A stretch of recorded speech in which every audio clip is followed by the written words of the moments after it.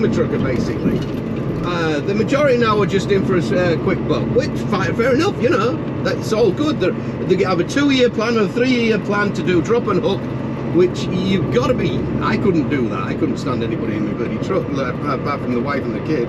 But it's just non-stop driving out here. It isn't like the European. You have to stop after so many hours. They will just boom, boom, boom, boom, coast to coast, non-stop until they're home. Basically, sleep, stop, sleep. You know, there's no stopping that truck. So no, that isn't. But if you want to do that and earn that sort of money, then there's a lot of the new ones coming in who are still walking it, still wear the pajamas when they go in the truck stop, but don't bother even getting changed or anything like that. You know, that's the way the kids are nowadays. You know, it's just the same rule.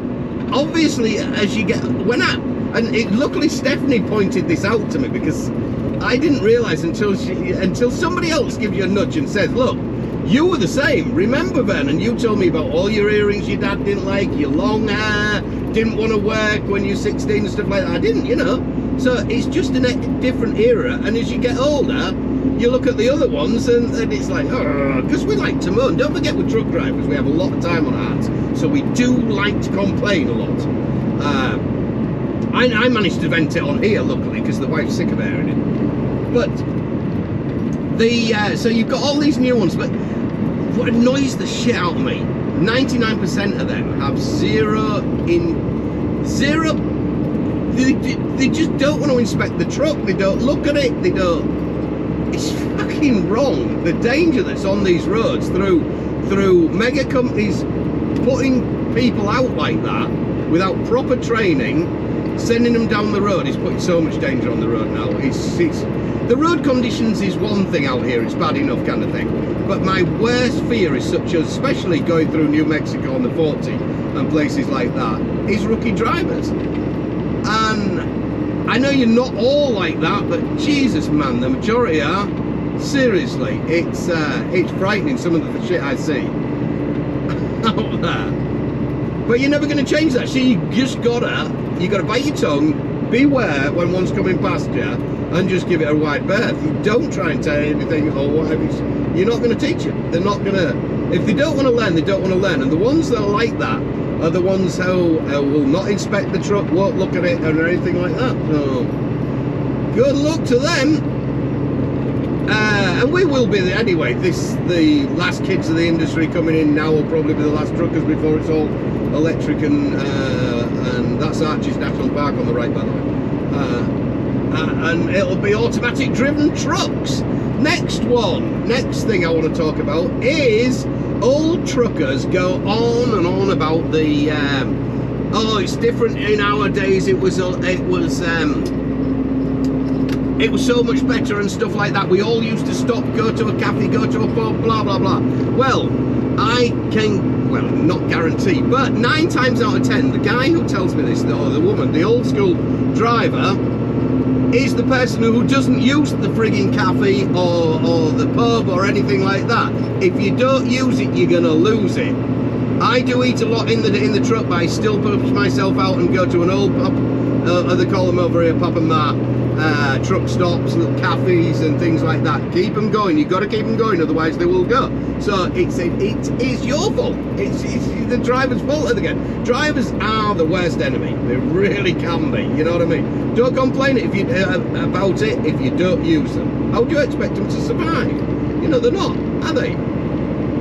Good God, you know, you've got to give and take. That's the way it is. It's like going to the pub. I hear people, oh, the pubs are shut now and things like that. Well, if you don't use it, gee, you going in once in a blue moon, once every 6 months, and buying your half a mile or something like that, ain't going to contribute to that much to them, is it?